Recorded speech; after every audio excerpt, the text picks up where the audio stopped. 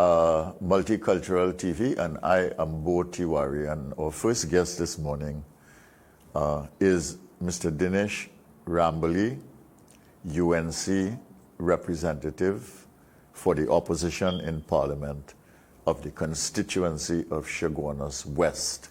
I got it wrong before, and I want to apologize to the MP and to all of you.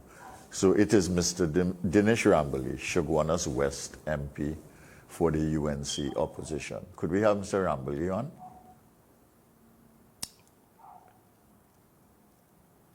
Hi, morning. Morning, Dr. Tiwari. How are you doing? I am doing fine, thank you. And let me first say that I am, it is, obviously my pleasure to be joining you this morning on this program. I have looked at your program from time to time. I have found that, your program is very informative. Recently, I had the pleasure of, listening on to your conversation with Dr. Raja Hussain.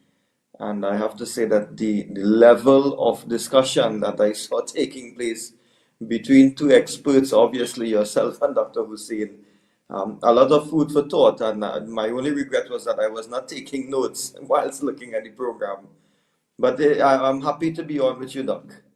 No, well, thank you very much for your kind words. And the whole thrust of this program is education, information, development. And we ask people hard questions and serious questions, but the whole thrust of the conversation is how do we develop our society and strengthen our people, strengthen our nation. And we're very glad to have you. But you must tell me, you're a new MP, relatively, coming into office in the last election.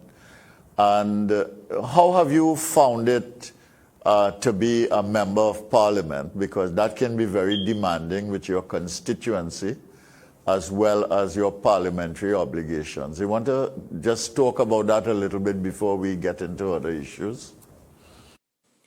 I think maybe where I should start is that I consider myself fortunate to be serving a constituency to which I belong. So I was born in Chaguanas West, Monroe Road to be exact. I still, continue to reside there. The entire community, I went to school at Joda Road, right? In those days, it was Monroe Road into school, situate in Joda Road. The school is still in close vicinity, Warren Road, but I went to school there. Then I attended Presentation College, Chaguanas, which is still within Chaguanas West constituency. So I've spent a large proportion of my life in the community itself. I have been nurtured there, and I consider myself very fortunate to continue being there now in this capacity as the chief servant of the constituents of Chaguanas West. I have found it tremendously satisfying in the short period of time that I have been there, relatively short, 1 year and maybe give or take a few days. What has happened is that the people of Chaguanas West, I want to say, are very beautiful people. They are persons who I wanted the same cultural background, as myself. We go a long way. A lot of the members of the community go a long way with my family, because my family also hails largely from Chaguanas West. So it is something that I consider myself being able to build upon. Since the last election, I took the opportunity in the lead up to the elections to visit. I think I may have visited roughly 95% or more of the constituents of Chaguanas West, going home to home and meeting with persons. The downside of that is that since the elections, with the onset of the more intense strain of the pandemic, that what happened is that I was not able to go as I wanted to. But I have been on the ground, and it has been tremendously satisfying meeting with persons, chatting with them, hearing their views, and trying to fulfill what constituents expect of me. I would say that, in dealing with some of the constituents concerned, I know there's one area of contention which always, continues to be a bugbear, if I may use that term, which is, there are infrastructural issues such as drainage, because given that we have been experiencing some large, volumes of rainfall, and unexpected, sessions of rainfall, what has happened is that I have found myself in a position where this is something that we really cannot treat with immediately. So you have residents along Caroni River bank. They are always living in fear of that bank probably being compromised. You have persons in Frederick Settlement, which is the other side of Caroni, on the other side of the main road, where they themselves live below, a certain road level as well. And then you have other places where, the infrastructure is not what we would like it to be. And the drainage is definitely not where we want to be. So you have to be dealing with these issues. Technically, it does not, I know, Doc, you would know this very well, that technically does not fall within the jurisdiction of an MP to get down into the local government issues. But as Member of Parliament, we really owe a duty to our constituents to try and do our best, get into the trenches and try to see what kind of help and support we can, give to them and lobby on their behalf. So I Yeah. still think that it is early days. I am meeting people up to last night, late last night. I was in the Asaraf Road of Charleville region. Everybody there maintained social distancing, and I was so surprised to see a large number of the constituents in that village come out, because they wanted to be able to share some of their ideas and their views with me in terms of what assistance they think I may be able to bring to them in that community. And I told them, I gave them my word that I would be working with them to try and see how best I can help them. So these are things that I continue to enjoy. It's early days yet, I must say, but I Yeah. am enjoying it. It is very time consuming. Most people would know that I'm an attorney at law by profession. So I do have to try my best to balance things in such a way that I can devote sufficient time to the constituency and still It's practice my law, because that is how I earn my living. Well, it's good that you are living and working in a constituency that saw you grow up and nurtured you, and that you now have an opportunity to give back, and you are seeking to do that. Is there a lot of economic distress in your constituency because of the impact of COVID? I would say yes. The economic prevailing situation in the constituency is one where we have large numbers of constituents who are living. Um, I don't know if I can say below the breadline, but certainly they are living from paycheck to paycheck, week to week. Some instances, well, those who are fortunate to probably have, monthly salaries and stuff. What I have found that since, the elections, you have had persons who have now become more dependent on assistance, from the government, social welfare assistance. It is something that I am trying to collate the information to be able to determine, exactly what percentage of the population in the constituency really is falling, close to or below the breadline, because you have, for instance, some persons who need assistance by virtue of their own medical condition, their own disposition. You have other persons who need assistance not because they, are badly off, but it is because they are unable to support, because of a change of jobs, having lost a job and now, just doing odds and ends. They are unable to earn sufficiently to now buy books for their school children. So they are not necessarily badly Yeah. off, but they do still need some assistance, because you're talking about dependence on them who now need assistance.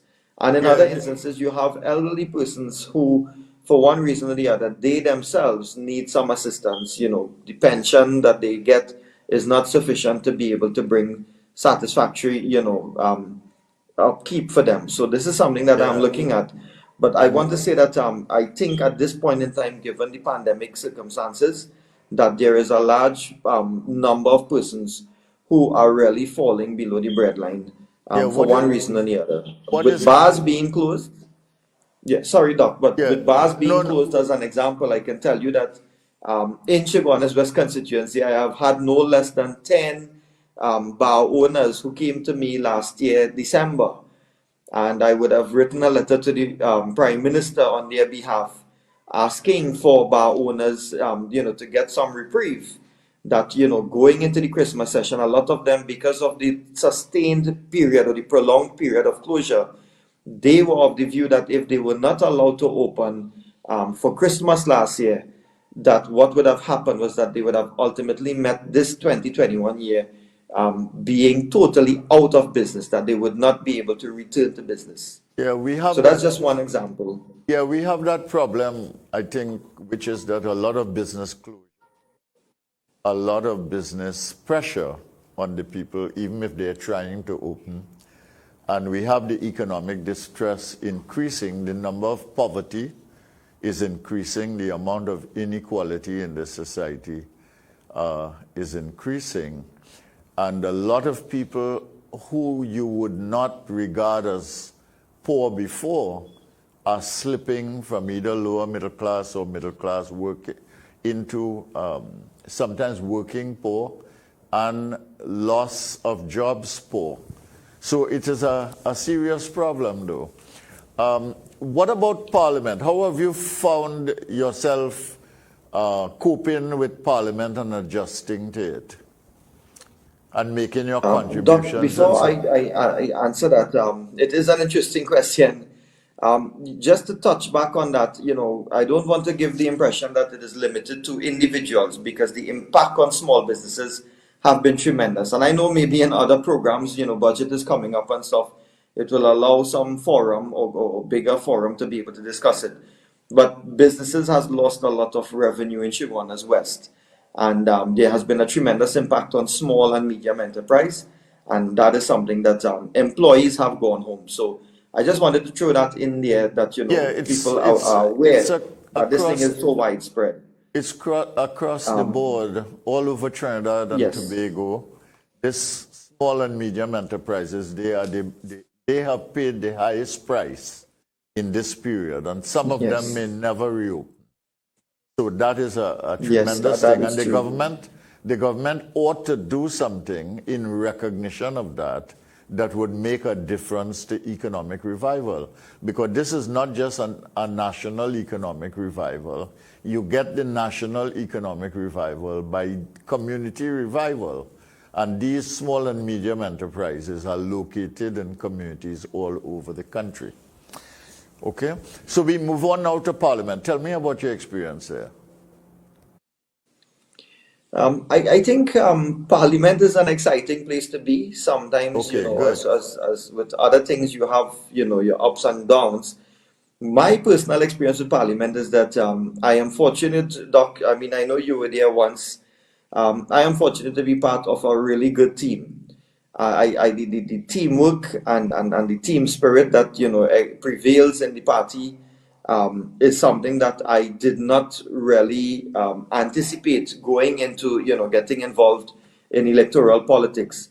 But having joined the electoral politics in the early days of going to the parliament, I mean, we had some senior party members, Dr. Rudal Munilal, you had Senator Wade Mark, none other than the political leader herself, Mrs. Kamala Prasad Desai. Even she herself um, does not really, leave things to chance. And by that I mean she's always there. I have to say, even for myself as an attorney at law, one would expect that, having certain background and training, that, she would say, well, okay, Dinesh can handle himself. I know that there is a certain level of autonomy that she allows myself and all of my colleagues.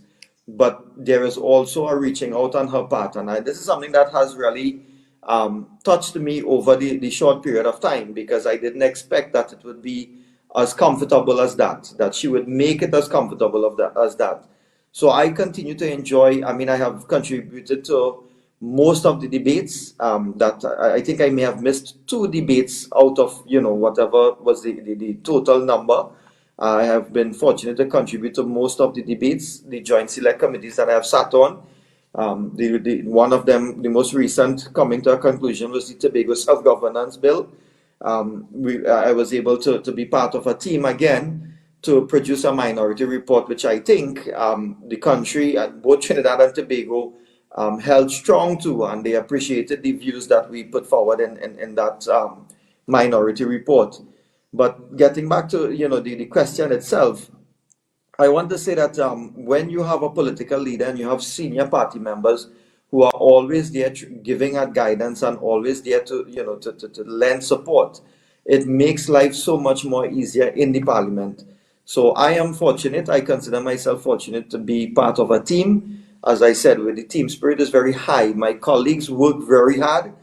I know the senior party members and my senior MPs in the parliament. They are always there. If you are debating, they are always there to make sure and lend support. They are always there to tell you the time, because now we have curtailed speaking time. They are there always, very eager. They are always there telling you 5 minutes have elapsed, 15 minutes more, 10 minutes elapsed, you have 10 minutes more. And this helps you because when you're presenting there, sometimes, it is very easy to lose track. You know the points you want to bring across. So you get these little things. And then, even you have WhatsApp messages coming in, getting you to focus on certain points and, assisting you to debate properly in the parliament.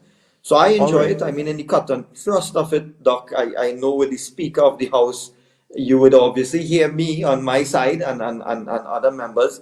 We have our own views of how the Speaker deliberates and how she conducts the parliament. I don't think we get into that now, but certainly, despite what I would say I view as a certain position taken by the Speaker on most of the occasions, we still tend to put out a good output and to represent the rights of our constituencies, and overall to represent the citizens of Trinidad and Tobago. And I'm totally enjoying that experience in the parliament. All right, very good. We're going to take a break now, MP Rambally. And when we come back, I'm going to ask you about this Police Service Commission issue and what you think of it, what you make of it, because I know that you can speak to that both as a lawyer and as a member of parliament. So we take a break now. This is Brighter Morning with Bo. I am Bo Tiwari, host of Brighter Morning with Bo on MCTV, multicultural TV in Trinidad and Tobago and the Caribbean region.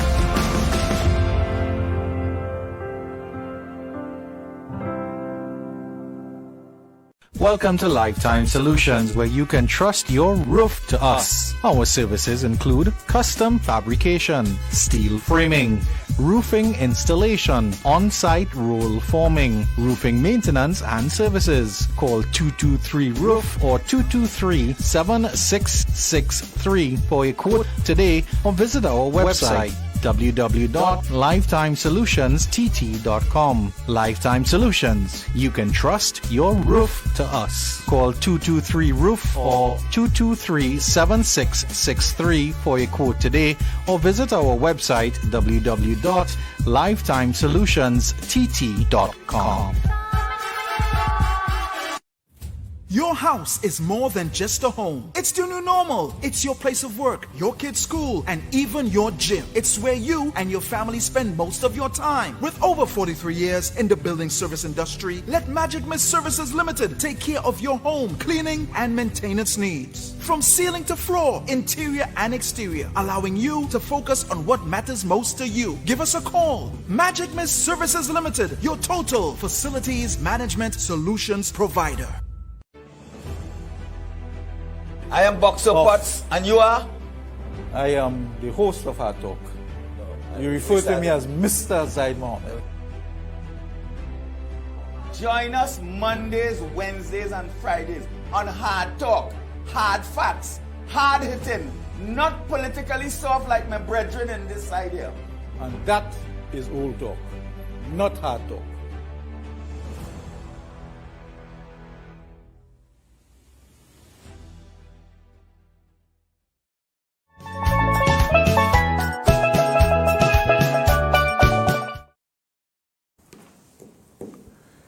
Yeah, thank you for staying with us on MCTV, Multicultural TV in Trinidad and Tobago. And we are talking to Member of Parliament, Mr. Dinesh Rambally, who is the representative for Chaguanas West. We are all looking at this situation with the Police Service Commission, and we are seeing this thing unravel and unravel and unravel. All the members of the Police Service Commission have now resigned, except for the chairman, who remains chair. And we have raging court cases taking place. We have at least 3 of them. And we have, in the morning paper today, we have contention between one of the former commissioners who resigned and Attorney Anand Ram Logan. This is Mr. Kewal Singh and Mr. Ram Logan, with all manner of accusations and allegations. You have the involvement of the Commissioner of Police, former Commissioner of Police, Mr. Gary Griffith. You have the involvement of the Attorney General. I mean, we're talking here, you're talking here now, not to me, but you're talking to the citizens. As an MP, when you watch this, what goes through your mind? Dr. Tiwari, good morning to you again, and to your viewers and listeners, good morning. When I have been observing, the developments concerning Police Service Commission, and yes, up to, this morning, what I see is really an erosion of our institutions. And why I say erosion of our institutions, it is because when you look at what has happened with the Police Service Commission in the mere space of about 2 weeks, less than 2 weeks, you would have seen on a daily basis an unfolding of a comedy of errors. And what it leaves you to wonder and to think about is really, did the government in consultation with the president, have you had the appointment of suitably qualified persons? And when we say suitably qualified, I don't mean by virtue of whether they have a degree or not, but suitably qualified for the position which they hold and which you expected them to perform in. At the beginning of this program, this morning, your program, I heard the prelude where you were talking about the systems that are in place, the Westminster system, and what we have inherited and how it is expected to work, and moving forward, what can be done to make things better, constitutional reform, etc. I think it is apt that you had commenced your program like that, because it's one of the things that we look at with these sort of institutions, Police Service Commission. As far back as 1950, when we look at the records, the Secretary of State for the colonies, even when you look at what they put on record as the reasoning behind the Police Service Commission, they were talking about total independence of the Police Service Commission. When there was mention, and this is in the records, I'm not saying this willy-nilly and vai-ki-vai. When we look at what the Secretary of State for the colonies had to say about the chairmanship of the Police Service Commission, they made it clear that that appointment must be drawn up from a person who holds a high standing in the society, who has no political connections, and therefore, in those days they spoke about possibly a retired judge or so. But you were talking about complete independence. Then, when you spoke about the Police Service Commission, again, mention was made of the fact that the Police Service Commission must enjoy total insulation from the political will of a government in power, whosoever may have the majority. What we are seeing today is that you have a situation where, and this is not MP Dinesh Rambally saying this, I'm talking about what is being put out in the public domain. And during the break I found Monday, September 27th, Newsday. I have all the articles here, but in this particular case, they are talking about a conspiracy between the chairman of the Police Service Commission and some unnamed senior public official to prevent the nomination of a potential candidate in the person of Gary Griffith, the former commissioner of police. So there's some conspiracy where you're preventing names reaching the parliament. And then when you move away from that, you're talking about some alleged decision by the chairman to withhold the merit list from the president. And when you move on, when you look at the winding of this whole thing, the unfolding, of this whole thing, you're then looking at the chairman writing a letter to the commissioner of police in September, indicating that you are suspended until further notice. That is then retracted because you claim that the commissioner has said that he is giving way to allow an investigation.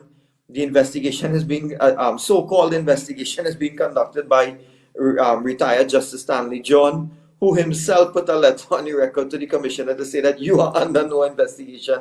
So when we take all these things, the conjoined effect of this comedy of errors, it really leaves a lot to be desired. It makes you question to your core whether we can have faith in any of these institutions and the independence of these institutions. And what would possess the persons who staff these institutions, in this case the commissioners, the members of the commission, to take such actions in the first place. And that is where the inference of interference comes in.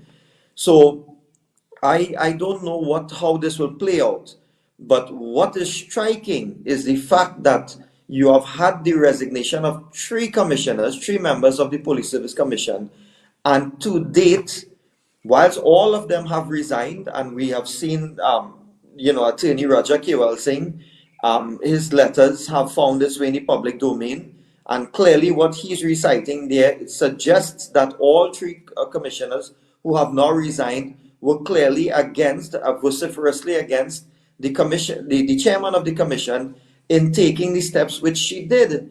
And therefore, what is left, is the chairman herself has not come out in the public domain to say anything at all. She has not come out to defend any of her actions. And this is the chairman of the commission, the lone standing chairman. I don't even know if that is properly, is correct according to law, and it is proper because now there is what we refer to as an inchoate commission. Institution, and it means that it is not functioning. So at a time when crime is on the rise, or if even the statistics doesn't show that it is on the rise, but it is still rampant, at a time when people are looking to have confidence in the police service, which is obviously rooted in confidence in a police commissioner, and the confidence in the choice of police commissioner comes from the confidence that you hold in the process, which includes part and parcel the Police Service Commission, the independence of the Police Service Commission, that they will put forward the best candidates and there's no political interference there. This is something that is not good for the country. It is not good for the confidence of the country in its institutions, particularly the Police Service Commission, the Police Service, the Commissioner of Police.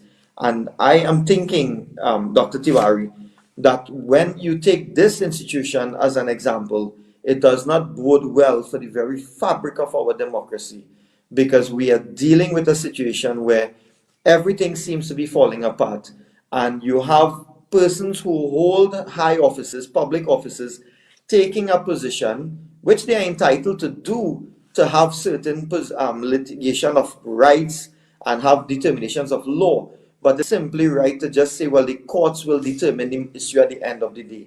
That can't be right. By the time the court determines these matters, you would have already had a dwindling of the confidence that the citizenry reposes in the system and in the institution.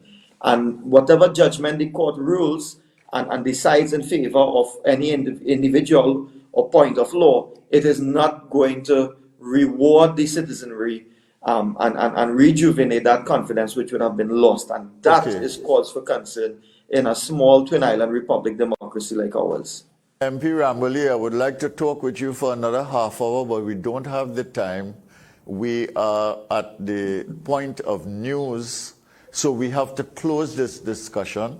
But if you will agree, I will invite you on another occasion and we can have a discussion about institutions or other things at that time. I want to thank you very much for coming on the program and being so frank and bold in some of your statements. I want to thank you very much. Thank you, Dr. Tiwari, and certainly it was my pleasure to join you. Okay, thank you for watching. You were looking at MP Dinesh Rambally, a member of the opposition UNC in the Parliament, House of Representatives in Trinidad and Tobago, representing the constituency of Chaguanas West. And we pass on now to the news at 7, and we will be back with another guest. I am Bo Tiwari, and this is Brighter Morning with Bo on MCTV Multicultural TV.